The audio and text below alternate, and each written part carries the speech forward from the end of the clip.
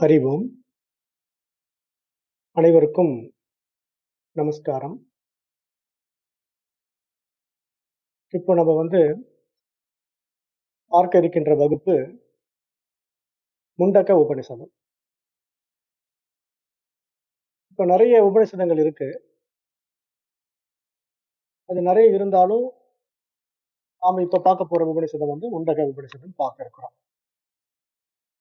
இப்ப இந்த பரமனை அறியக்கூடிய பலவாறான பாடங்கள் இருக்குது இல்லையா?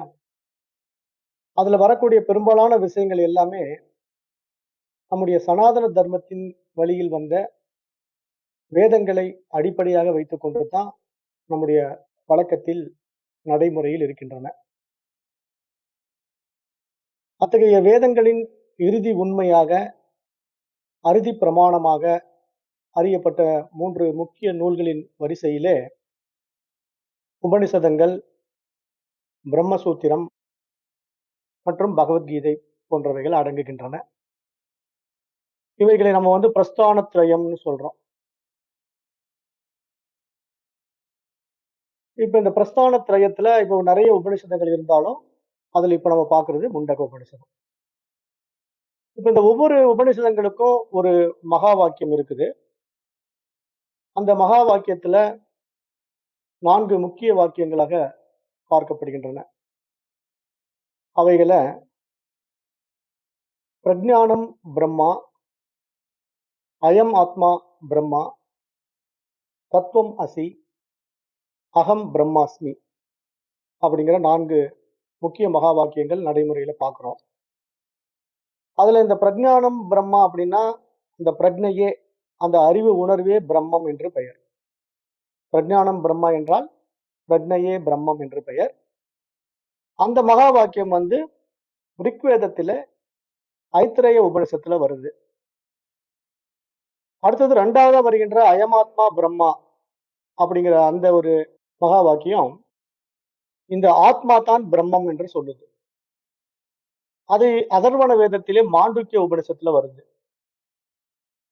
அதே மாதிரி 3வதாக வரக்கூடிய தத்துவம் அசி, அதுவாகவே நீ இருக்கின்றாய் அப்படிங்கிற மகா வாக்கியம் சாம வேதத்தில் சாந்தோக்கிய உபனிஷத்துல வருது. அடுத்தது 4வதாக அகம் பிரம்மாஸ்மி, நான் பிரம்மம் என்பது யஜுர்வேதத்திலே பிருகதாரண்ய உபனிஷத்திலே வருது.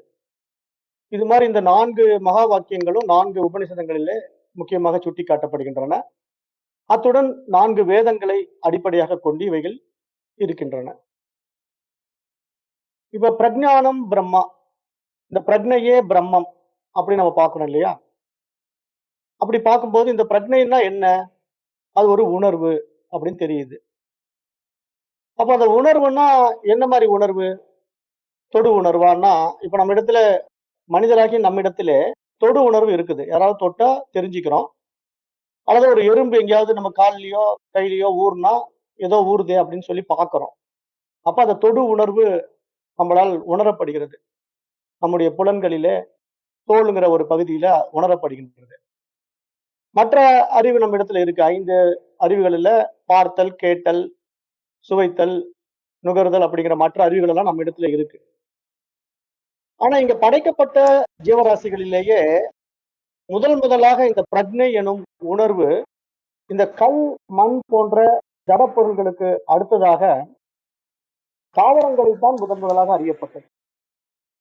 ஏன்னா இந்த கல்லு மண்ணுல இந்த உணர்வு அறியப்படவில்லை. அப்ப முதலாக எங்க அறியப்பட்டது அப்படின்னா தாவரங்களில் தான் முதலாக ஒரு உணர்வு அறியப்பட்டது. அதுதான் தொடு உணர்வு என்று நாம் அறிய முடிகின்றது.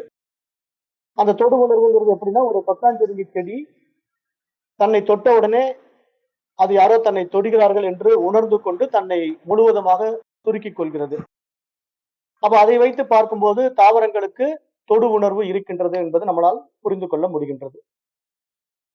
அப்ப இது போன்ற அந்த பேரறிவு தன்னைத்தான் அறிய தன்னால் உண்டாக்கி கொண்ட பல்வேறு உபாதிகளின் வாயிலாக அறிய முயற்சிக்கின்றது.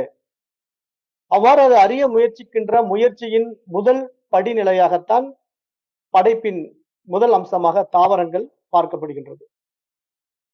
அப்ப இவ்வாறு அது முயற்சித்து அறிவு பரிமாணத்திலே படிப்படியாக முன்னேறி அந்த புலன்களின் அடிப்படையிலே 5 புலன்களுக்கு அப்பாற்பட்டு 6ஆம் அறிவு கொண்ட